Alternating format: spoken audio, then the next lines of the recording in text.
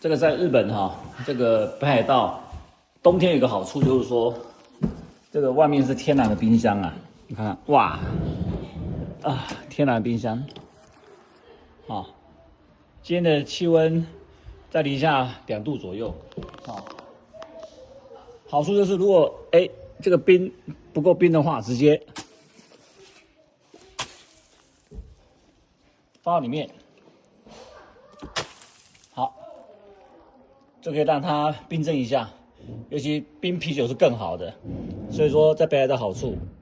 省电，天然冰箱，让饮料能够瞬间的急速冷冻。哇，今天前面的雪场，我看人不是很多，因为天气今天天气温度比较高，所以滑雪的人不多，雪况应该没有像大雪这样那么好滑。